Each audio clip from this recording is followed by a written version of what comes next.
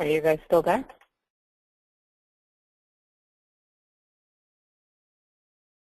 As you guys all may know, she's been here with us in the past. Hi, Kelly. How are you?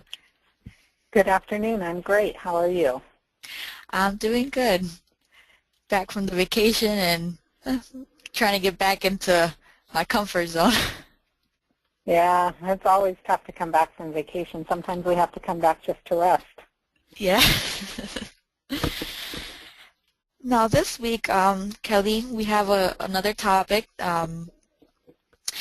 that I get a lot of questions during, I talk to a lot of CROs during the weekend, and I get a question that's very popular to me, and it's probably something that maybe it's familiar with you as well, but it's how do they remove the dispute verbiage? Now, that's one of the topics that we're going to be going over today, is how to get the account and dispute comment removed, and go over a little bit more about the dispute process that we went over last week. Okay, sounds good. Okay, so whenever we're ready, next slide if you can. So you want me just to jump right in and go? Sure, go ahead.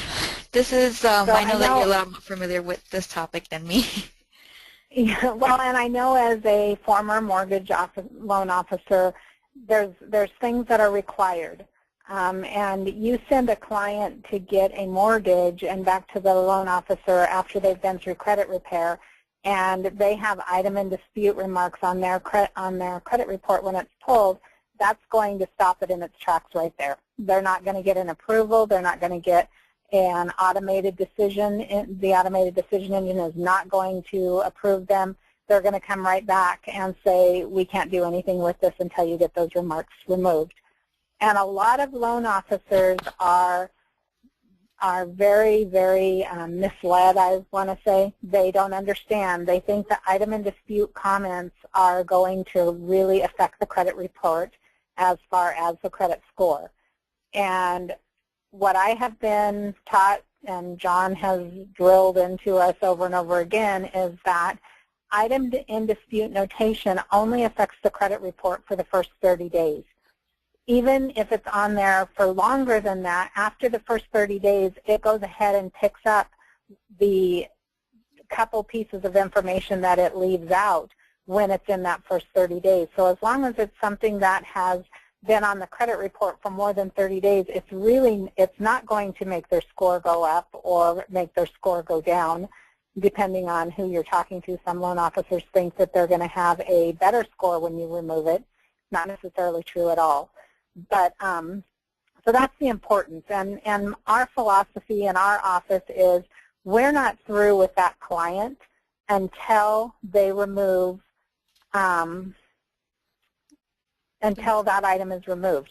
We can, so when we're done working with them and we send them back to the loan officer, I want that. I don't want those items on there. Now, every once in a while, because we are using credit monitoring, there will be something that we missed, that it didn't come up on that credit report for some reason, and we didn't realize it was there. But in our office, the last step before we send them back to the loan officer is to go through and do the letters that ask them to please remove that we're no longer disputing these items. So that's what the first slide that we're seeing here is talking about, that if you're not in a hurry, if it's not like next week they need to be closing, we need the loan, we need the approval, then go ahead and have SCORE or whoever you're doing your letters, if you're doing your letters, go ahead and send the letter in the mail and send it, just like you would a regular dispute. And this should take care of the item and dispute notation on there. If you go in and address and say, we were disputing this, but we no longer are, please remove this comment from our credit report. And you probably know, Jasmine, you probably know a little bit more than I do because I don't do the letters anymore. So I don't know really what you guys tell them in the letter, but I know that a letter can go out. Yeah, basically like you mentioned, what you said, that's what we usually put on the specific accounts that have that dispute verbiage, is that account is no longer going to be part of the dispute process, or it's no longer going to be disputed, to please eliminate the dispute verbiage that appears on that account. So that's basically the way we go here at SCORE. There's a lot of other ways to dispute the dispute verbiage, but that's the one that we currently use at SCORE, is the letter method. But I Okay. know that there's a So, couple of other ones, right, Kelly? right. So in the office, when it is not the case, let's say that we send it back to the lender and it's on there, and my loan officer is, on the phone with me saying, we've got to get this to underwriting, and I need to pull credit, and I need this to happen yesterday. There's a couple ways to do that. So if you want to go ahead and go to the next slide, you can do a phone call, and you can call into the credit bureaus. You just have to make sure when you do this phone call that you have all your ducks in a row and you're prepared, because it's not a phone call that you can do and that you're going to necessarily be talking to the credit bureaus.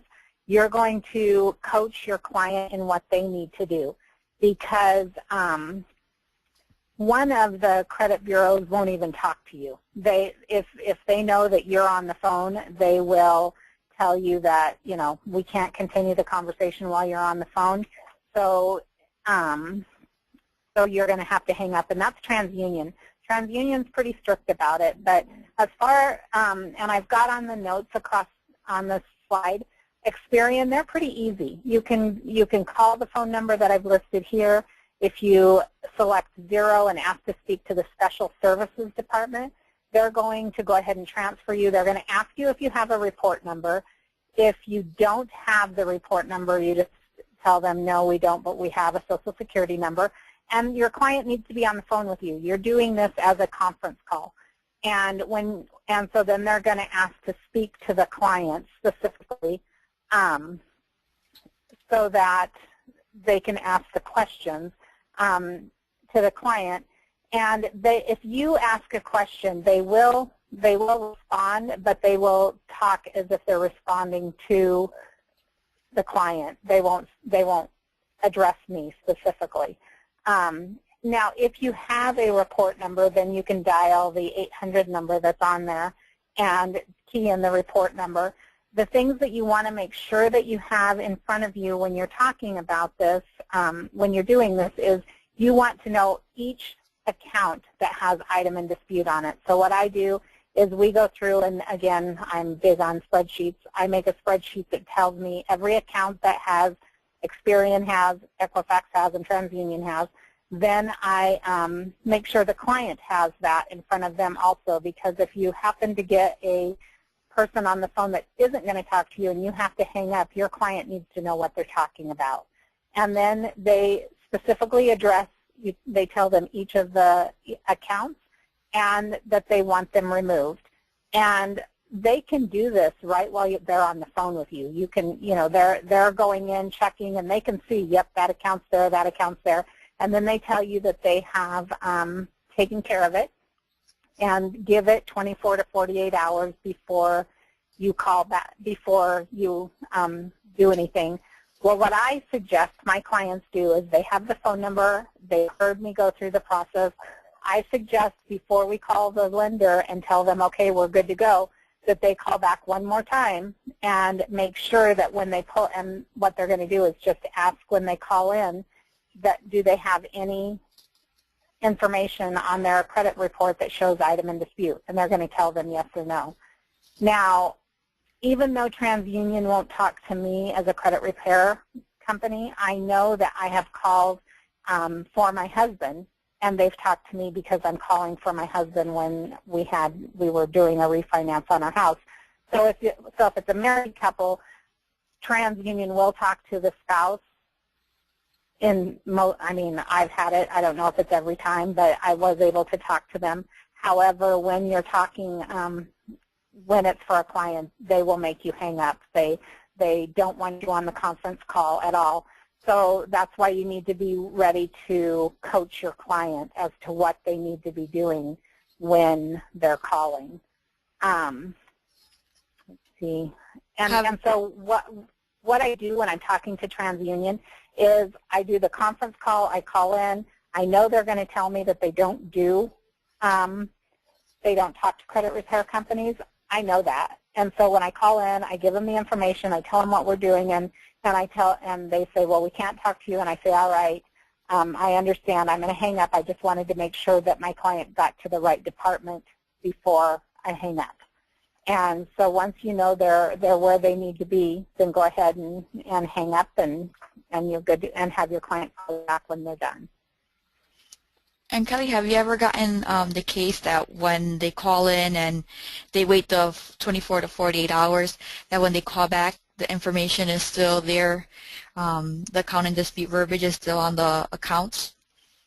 I have had a couple of instances when that happens, not very often. And one of the times, and I didn't even think about it until you just asked this question, one of the times that I had it happen was Wells Fargo Home Mortgage. What happens with Wells Fargo Home Mortgage is if you dispute an account with them, in order for them to remove the item in dispute, the client has to specifically send a letter to Wells Fargo Home Mortgage saying they are not disputing it any longer, whatever their reason for not disputing it, they have to fax a letter to them. It has to be sent, and I'd have to pull the file out of the customer that I had, but there was a specific department we had to send it to. It was an escalated department, and then they would remove it. They won't just remove it with the request. So if you see Wells Fargo Home Mortgage on a credit report, you're going to have to do a little bit more due diligence. And is that the only one that you know of that is done that way? That's the only one that I know that I can think of. Every once in a while we've had it happen where it wasn't removed, and I don't know why. The second time through it got removed.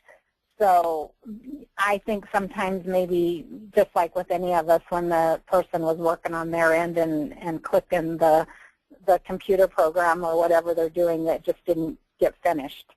But as far as I know, pretty much everybody else will delete the remarks.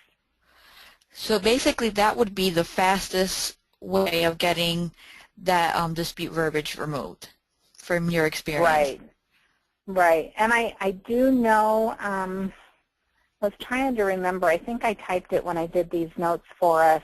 The gal in my office, Jasmine, she does this all the time with me for us. And one of them, and I want to say that it's TransUnion, I could be wrong, that you have to actually send it in through a fax.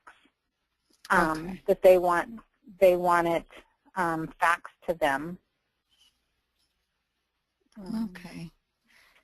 We might come across it as we're going through here.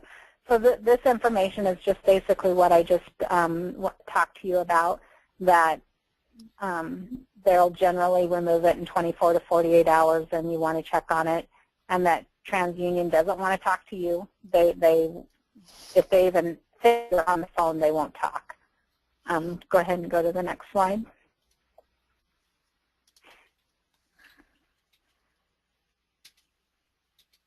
So when you're making the phone call, I already basically went over what you're going to need. If you've got the report number off of the dispute reports that have been sent back to you, that's the easiest way to get into the credit bureaus by using that report number. You want that. You want the customer's going to want to know all of their information. I've been on the phone with clients when they've called in and they're talking to the client and they ask them, to verify their social, their address. Then they'll ask them a question that would be on the credit report so that they can verify that they're really who they're talking to. And sometimes these clients don't know. They don't know the answer because they don't pay attention to their credit report. So they don't know, when they ask them, well, you had a mortgage in 2010, what was the payment amount? They don't know the answer, just like when they're trying to get credit monitoring. So I try to make sure that whoever is talking on the phone, if it's the wife that knows the information, they can ask them, how much is our mortgage payment, or when did we have the car loan, or who was it through? Because I will guarantee you, if my husband was on the phone and they were asking him these questions, he wouldn't know the answer because he doesn't do that. You know, he doesn't pay the bills. He doesn't do any of it. So if they ask him how much our mortgage was, he'd just go, I don't know.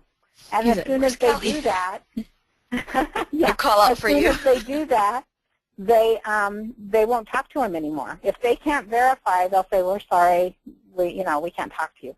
So they have to make sure they're ready to talk. And it's not that they ask that many questions, but they do have to be able to verify who they are. So do you think it's better, like, to have the customers do it directly with you in the office, or should it always be like conference? If the customer is near, that I like them to come into the office.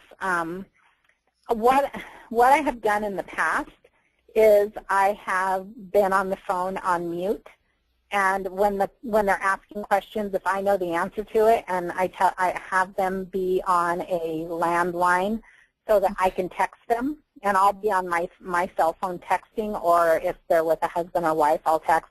And I have done that with clients before when they've been asked questions, and I'll text them the answer so that they can answer it. But it's not as big a deal as it sounds like. It's just these are things that can come up and happen when you're trying to do this. And if you mess up and can't answer the questions that time, so you hang up and you get the answers and you call back. It's not like they're not going to talk to you. And does it usually take long? Because I know that some CROs, when they call in, they say that they call and it just takes forever to get someone on the phone, and that it's a long process. How long is it really to get that verbiage removed? It's not that, it doesn't take that long. Once you get to them, if you're, sometimes you can be on hold for quite a while. I haven't generally, I'd say if you've got 20 minutes, you're going to get through, and you're going to get through them. But, if you're calling and everybody else in the county is calling them, then yeah, it could be a while. Oh, okay. So that all depends on basically, the information that they're taking from you is not going to take long. It's just how long it takes to get verified and into the system. Okay. Okay, that's good to know, because you can, at least me, that I talk to so many CROs on a daily basis, when they come with these questions to me, I can let them know, that it's the wait time is probably, the hold part will be some time, but the process is not that long, that I can give them an idea. Right. So if we want to go ahead and go to the next slide.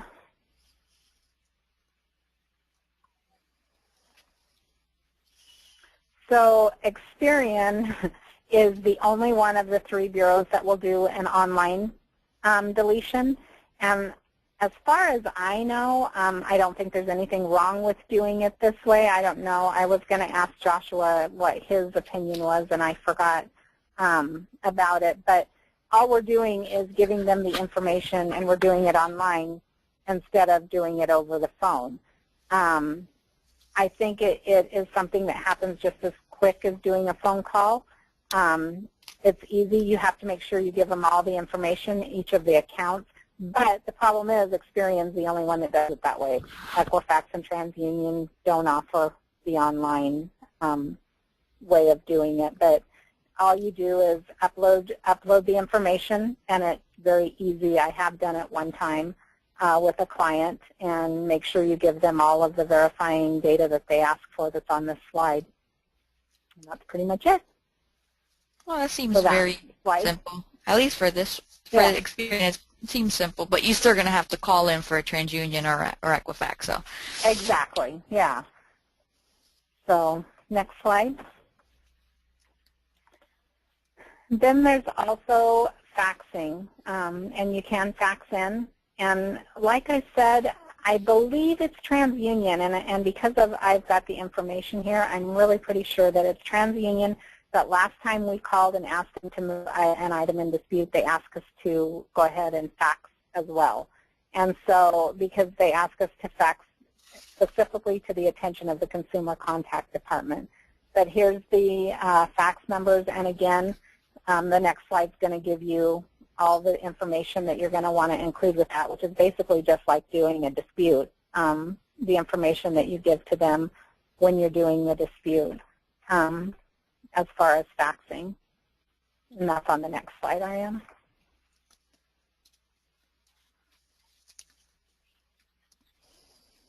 The file number in this instance is important, because if you don't give them the file number, you're probably not going to, it's probably not going to hit where you need, be quick as you need it.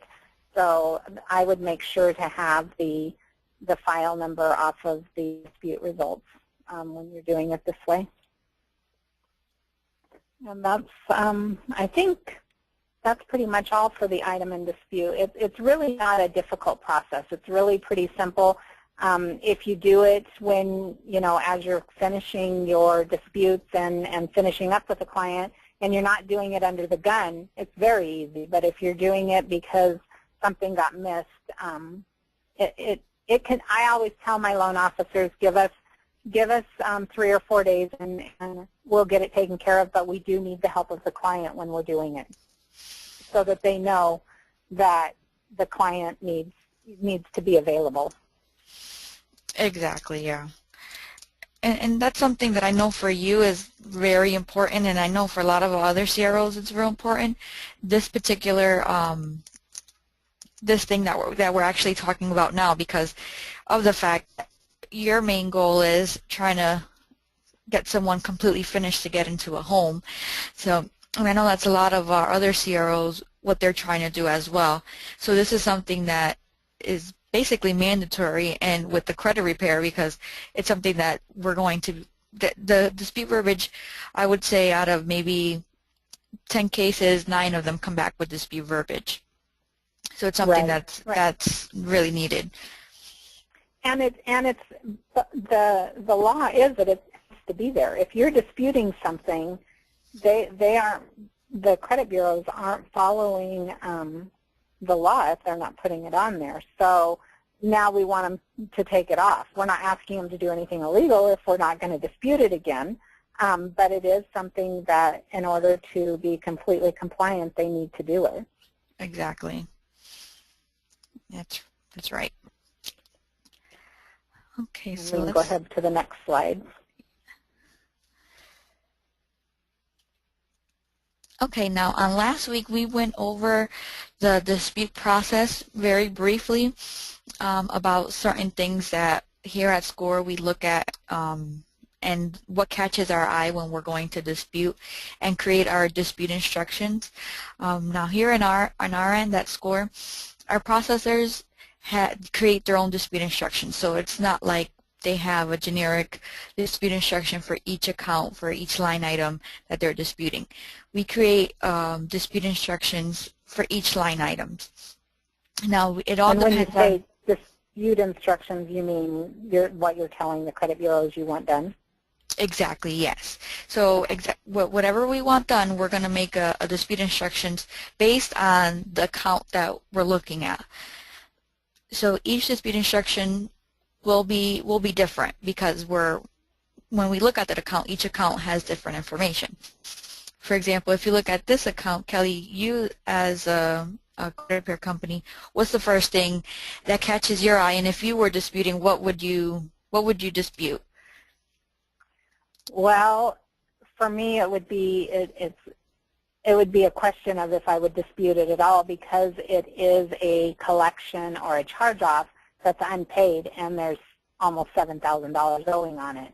So I would say to my client, depending on the statute of limitations on the state they're in, is there a possibility that they could have a judgment? Because if we dispute this and all of a sudden asset acceptance goes, oh, here they are, here's all of their information we've been waiting for, and goes in and files a judgment against them, your client's going to be really mad at you when they get the knock on the door that they've been served with papers.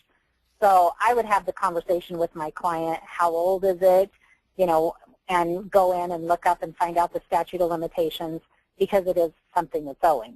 But if it were a paid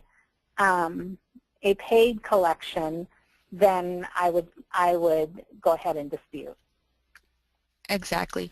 Yeah, like here at SCORE, our process is dispute everything that's negative. The only time we don't dispute something that's negative is when it's requested. For example, like if you were to tell us right now that asset acceptance account, we don't want you guys to touch it, that's the only time we wouldn't process an account at any moment. Even though I see it the same way you do, if I look at this account, I see the balance so high, I wouldn't really want to touch it, but since it's part of the process of disputing everything that's negative on the file, then we proceed to do it that way. But what we do here is we dispute everything that's either negative, missing, or obviously incorrect. Those are basically the three things that we look at. So if I was to look at this account, I would choose, the first thing I will look at is the information that seems obviously incorrect. For example, if we take a look at the account number, for example, it seems like the same account number, but for each bureau is reporting something a little bit different. Two of them are reporting almost the same, and Equifax is reporting with a FIA card in front of it, which is probably the original creditor. But since there's a discrepancy, I would use that to my favor, to saying that one of them may be reporting something incorrectly. So I would use that as a way of trying to get around the credit bureau so they can do an investigation on information that I'm thinking could be incorrect in the way it's being populated. I wouldn't touch the balance. I wouldn't dispute that the balance is incorrect, or I think it may be incorrect because of how high it is, and usually I don't do none of that. And then I would focus as well as the payment status and maybe the account status, which is information that's negative, but I would want them to verify and see if it's actually accurate. Okay. We can go to the next slide.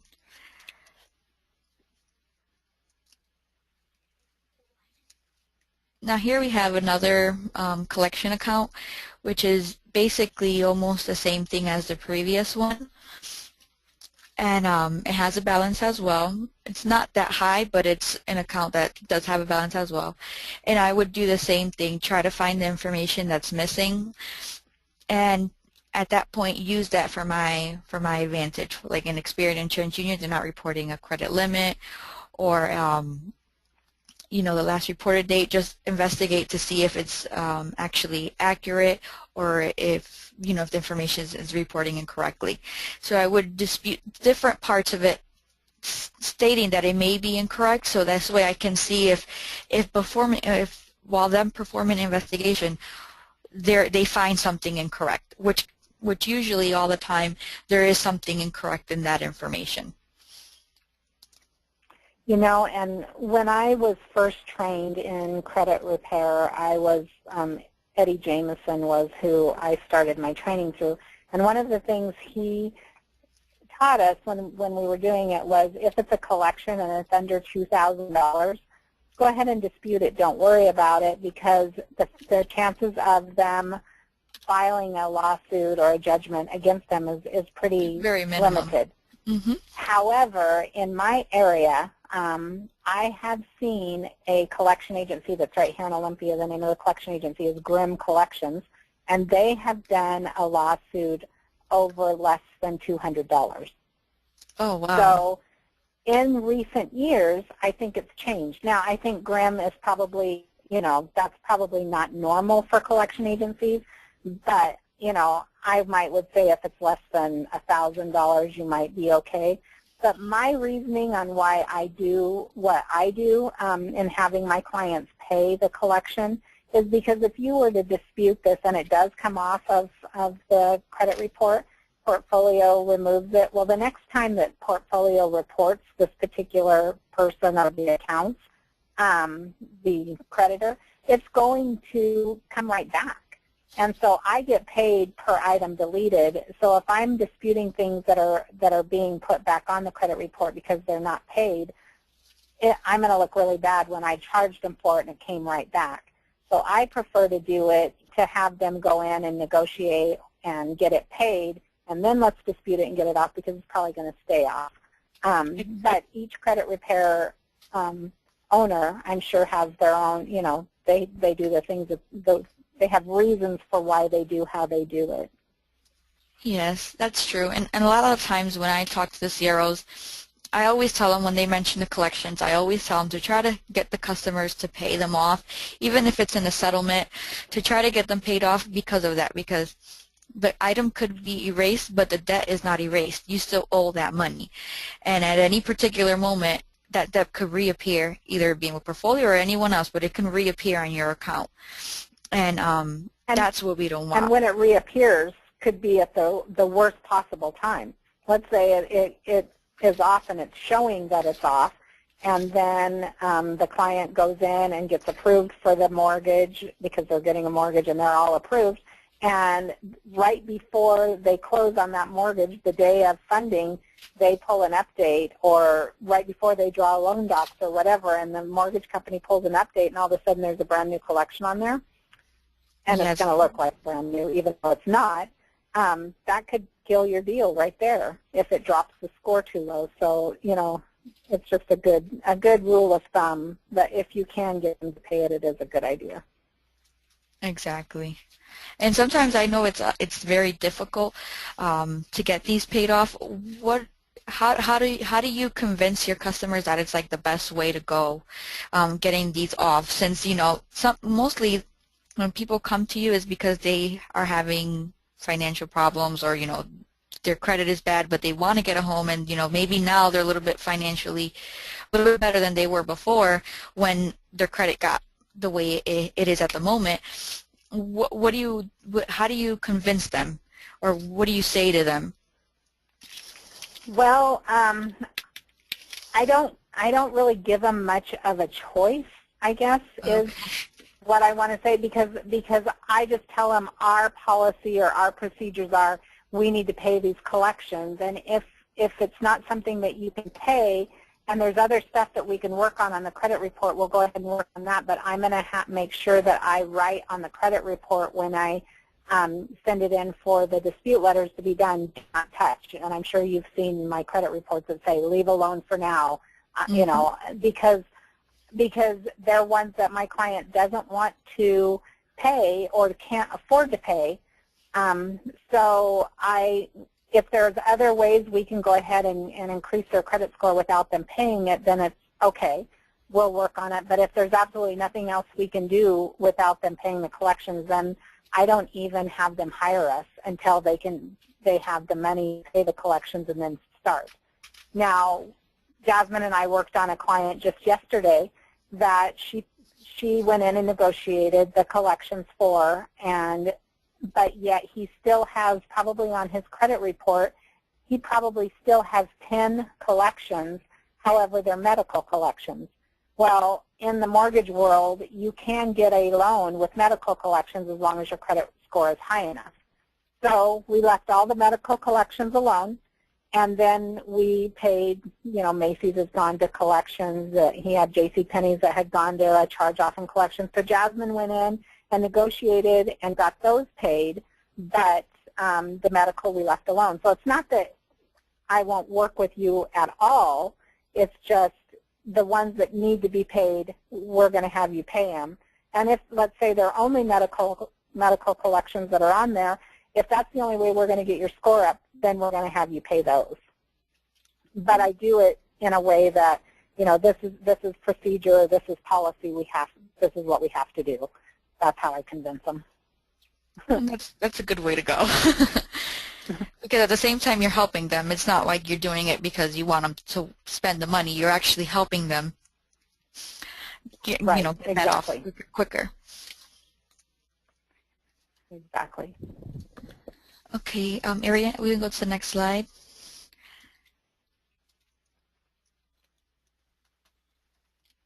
Okay, here we have a Wells Fargo. Oh, Wells Fargo. and it has a 30-day late payment, if I'm not mistaken, a couple of 30-day late payments. Not too many, but it has a couple. Now, usually when we see this account here at Score, this is an account that maybe we wouldn't even dispute. For the simple reason is that the late payments are so old. Let me see, there's 1, 2, 3, there's 4. Actually, we would dispute it since there's multiple late payments. Our policy here is if there's 3 or more late payments over 2 years old, we'll dispute it. If it's like, for example, if there was only one, the 30-day late one in August of 2008 or the one in December of 2009, I wouldn't have disputed that information because it's no longer affecting the score since it's a late payment so old. In this case, since there's a trend across the years, we would dispute it, or we would consider asking the CRO if they want us to dispute that account. How would you see this account, Kelly? I love hearing you say the 4 or more, because I can never remember, when I'm talking to a client about a late payment and when it's disputed and when it's not disputed. And because in my experience, and I know you look at a lot more credit reports than I do, but you may not be looking at it for this information, but getting a late payment removed is not a real easy thing to do. It seems to be more difficult than getting a collection removed. So yes. I always let my client know, we do have some success. It is possible to get them to delete late payments, but it's not something that is easily done.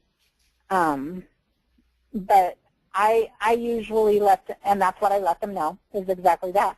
But I usually let them know that if it hasn't happened, if it's not within the last 2 years, it is affecting their score because it's on the credit report, so it's affecting them somewhat, but it's not affecting it in any major, it's not like it's a 40-point hit because they've got that collection on there, that late payment. Exactly. Yeah, and that's how we usually see it as well. If they're real old, if it's multiple, like in this case, then yeah, we do dispute it because of the trend of late payments, and we know that since there's multiple, it's going to affect the score. But if we only see 1 or 2, then we don't dispute it here, just for the simple fact that we know it's not doing much on the credit report. It's not affecting as if it was recent and there was a trend of many late payments. And that's we only do that with 30 and 60 only. That only applies for 30 and 60 late payments, at least with our policy. Right. Now, when you're looking at this, and this just caught my eye, it shows the past due of $4,548. Yes. That would be affecting them. That would be something that I would tell them we need to get that to not say past due. Exactly. I didn't even notice that, but you're right. It's showing a past due and that does really affect because the payment history is not up to date. So we don't actually know when was the last actual payment, because here it's only showing you. If I were looking at this, well, it says it's open, but if I were looking at this because it shows the past due and it's not up to date, I would assume that this would be a refinanced account and it's not past due, but it says it's open, so I don't know. Yeah, this is something we would dispute. We would, especially, the discrepancy of the payment history not being up to date and the past due. So there's certain information that we would request for them to verify. Right. Okay. The next slide, please.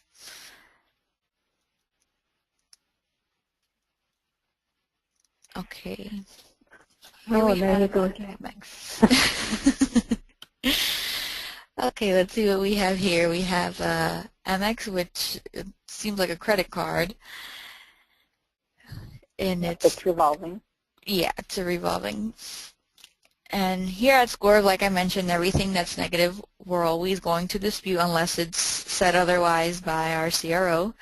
And like I mentioned, we're always going to find what we see missing, obviously incorrect. So what I would first initially try to dispute, what I would include in my dispute instruction, would be the fact of the credit limit, since there's a discrepancy between each and every one. And like I mentioned, dispute instruction, the reason I would, some people will say, why would you just dispute the credit limit? Maybe that's not even affecting. But the thing that I want is I want them to be able to verify. So maybe my goal is for them to verify the payment status or maybe the account number or something else on the account. But I'm going to try to attack them first where I see that there's information that's not correct in all three bureaus. And maybe in my dispute instruction I'll say that, and I'll say, hey, to Equifax, I see this account and you're reporting it with a credit limit, but yet again the other ones are not reporting. Is this something that's actually accurate? At the same time, I want you to verify that. And also, while you're at it, verify, for example, the payment status or the account number, the payment history, and I'll give them more things so they can verify at the same time. So this way, if they see the first mistake, okay, well, she's saying that they're saying this, so let me check. And even though it's an automated system, but my goal is to obviously try to get someone to read the letter. And if someone actually gets to read the letter, then where there's information that there is actually a discrepancy, so that way we can go from there and ask them to request a verification of other information as well. Right. Now, one thing on here that I would think, because this is an American Express card and it says it is charged off for collection, if they charged it off of their books, I would have, as a credit repair owner, I would have you dispute it. It's not the collection agency, so no, it's not going to have, it's the original creditor, so it's been charged off. Mm-hmm. So at the moment, it still hasn't been sold because it hasn't been transferred or anything. So at the moment, according to the way you process, it would be an account that you would have us dispute. Yes. Okay. Okay, you can continue to the next slide.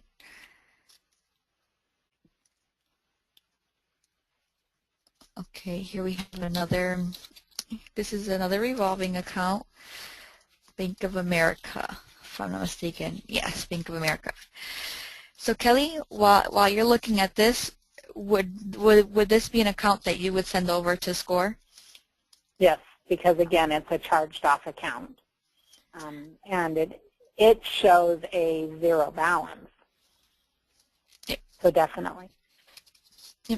So this account, while I'm taking a look at it now, I would assume that this Bank of America account is on the credit report, but with a collection company, since it was transferred. So I would think that it's probably going to be there on their credit report under collection somewhere.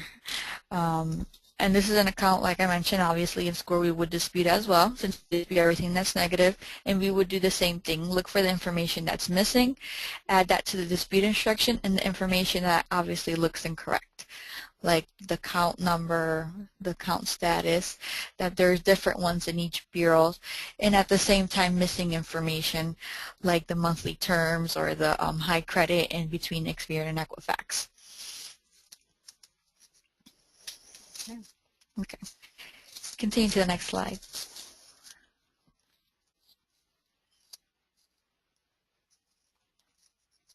Okay, here we have another account. This is an installment account, and like I mentioned, another account that we would dispute at Score. It has several late payments, and they're current late payments, so they're between the 2-year time frame. So those are dispute. This account will qualify for a dispute. What about you, Kelly? Would you have us dispute that account? I would, because if, most of my clients are mortgage, and if they're trying to get a mortgage and they have late payments in October, September, well, May, June, September, October of last year, the loan officer is going to have a problem with that. Yeah. So need to see if we can do something about it. Whether or not it will, like I said, delete is one thing. Sometimes I've been able to get them to do a courtesy adjustment for me if it's been a really good client, In this case, a courtesy deletion is probably not going to happen. So then we try to do a deletion. But I really, I set my client up to take into consideration that it's not going to happen. He may have to wait until these 30-day lates are 12 months old before he can get an approval. Okay. And that's a good thing that, I mean he or she. Yeah. And that's a good thing that you mentioned that, because one thing that I really believe in is when you have your customers, speaking to them with the complete honest truth and telling them everything how it's supposed to be. This way, next month or 2 months after, they don't come to your office, with a frown on their face or angry at you, or calling you upset. This way, they'll know exactly what the expectations are, what's going to occur, even though you're always going to get that person that's going to be upset, but it's not because of the fact that you lied to them or you omitted the complete truth to them. So right. Giving them all of the correct information and as much detailed information as possible is the best way to go, especially in the credit repair, because since it's an industry that's doesn't have a good reputation to it. Exactly. I agree with you. Okay, we can go to the next slide. Okay, here we have bankruptcies. Yes, here we have some bankruptcies. So Kelly, do you the way you work on cases and you send them over, do you like public records to be disputed? For example, like I do. I figure we can go ahead and dispute them. If they come off, again, because I deal with mortgage, I'm always letting them know that if something like a bankruptcy comes off of your credit report, you have to make sure that when you're doing the questionnaire for a loan, that you answer it correctly and say, yes, that you have had a bankruptcy, because especially when you're doing a mortgage, it's going to come up in the title search. However, it may help your score if it comes off. Judgments we try to get off, and see if we can get them removed, especially satisfied judgments. We do try. I don't know that I would say we're successful. What the percentage is, I need to really go back and pay attention to specifically public records, but we do try to dispute them. Okay, so you said that for like bankruptcies, it could help them out. Is that what you said? Well, it may help. It may help their score if a bankruptcy is removed. Oh, okay. I don't know. I got confused. You confused me. Oh, sorry. I thought you telling you it's better for it. No. But no, I was going to say, Kelly, are you okay? Yeah, exactly. Okay, so like I mentioned before, at SCORE, this is information we would dispute. And like I've always mentioned, we'll dispute everything that's negative. The only time we won't dispute something that's negative is when it's requested by the CRO not to dispute, and if it's not under our CRO specifications, which all of our CROs out there have the specifications and know exactly what we do and what we do not dispute. Right. Okay. When you're doing like judgments, let's say this credit report had a whole line of judgments that were all satisfied.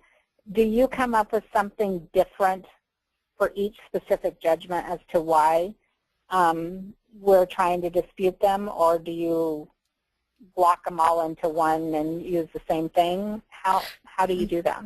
No, like I mentioned before, all the dispute instructions are going to be unique for each account. So if, for example, in the Experian, if there's 5 judgments, then each of those judgments are going to have a different piece of information that they're going to be disputing, that the processor is going to use for the dispute instruction. So they might seem the same, or some of them may come around to the same information, but remember, on a credit report, you have about 16 pieces of information that you can dispute. So we're going to use that to our favor, and we're going to make the dispute instructions, each of them differently, as much as possible. With judgments, there's Okay. not that much information that we have to dispute, but we're going to always try to make them different. So it won't be, the same instruction for each and every judgment. We want them to be different and to attack each account differently. Okay. Okay.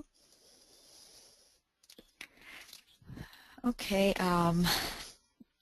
Next slide. I think that's basically our last slide. So Kelly, I think we can wrap it up now. Hello, everyone. This is Joel Pay. Kelly, Jasmine, you guys have done a great job. I've been listening for quite a while, and everyone's really gotten a great education today. Thank you. Well, thank You're you, welcome. Joel. You surprised me. You snuck in on us. Well, I'm just checking in on all the folks, and everybody's doing a great job. Kelly, let's go back for just a minute and talk about the bankruptcy. I think that's really important. In some instances when a bankruptcy is deleted from a credit report, as you indicate, the consumer still filed bankruptcy. And Right. the fact that it was deleted from the credit report simply means that it wasn't accurate or verifiable, and for that reason, it has to be removed from the credit report. So, but it is important when the consumer filling out an application for credit, be honest. Always, and in a credit repair business should never instruct the consumer not to be honest. Right. But let's go back to the mortgage application. They're going to pull they've got several different ways to figure out if a consumer has had a bankruptcy or had judgments and other things. Just because it's not on the credit report doesn't mean it's not on a report. And so that's really important. I'm really glad that you brought that up. I appreciate that. Yeah, because it's going to stick out like a sore thumb on a title, on the title report when they pull that up. They're trained to look for it, and it's going to be right there. You're not going to pull the wool over their eyes. Yeah, I've actually been in one training, and the mortgage trainer really brought up an excellent point, or an actual scenario where the consumer had filed bankruptcy, yet the bankruptcy was not on the credit report, and they required that the bankruptcy be put back on the credit report in order to determine the effect of it on the credit score. I've only heard about that one time. It was a VA loan, and but yeah, it was like last year when I was at a meeting. So it's definitely something that is going to be there for the consumer. For if it's a Chapter 7 for 10 years, and a 13, I believe that's for 7. So just to be wary of that and understand that is obviously the right place to be as an educated credit repair professional. Right. Well, Jasmine, have you been? You've been teaching everybody all of our secrets and tricks and the way that we dispute and have such great results. We really do appreciate that. I'm trying with the help of Kelly. We're trying to become the new Joshua and Joel. So let's see if we can have success with that. Well, you're having a great audience. Everyone's giving a lot of high praise. So you never know, right? Well, I'm going to be down at the office not today, not next week. Not the next week, but the next week, the last Thursday in the month. So maybe we'll be able to jump on the call and say hello to everyone at that point as well. What I really do appreciate everyone being on the call today. And Jasmine, I'll let you guys wrap it up as you normally do. And it's great to be on the call again. Thank you, everyone, for your attendance today. Thank you, Joel, for joining us. Kelly, this was a good webinar with good information. Thank you for the information that you provided to us. This webinar will be welcome. Yeah, this webinar will be provided. If you guys need the phone numbers to the credit bureaus or any information on the PowerPoint presentation, you can just email me. My email address will be in the chat, or you can email Kelly, and we'll be gladly to provide this information to you guys. Definitely. Any questions, I'm definitely here to answer them. Okay. Yeah, and we'll be having a replay next week as well. And if you guys want to join in, if you want to have someone else listen in, a staff member or anything else, it'll be a replay, so you guys can be able to listen in or have someone else if it's needed. So basically that wraps it up. Thanks to you once again, Kelly, and hopefully we'll see each other or talk to each other during next week. Okay, sounds good. You have a good week. You have too. a great weekend. Oh, thank All you. right. Okay, bye-bye, everyone. Bye-bye.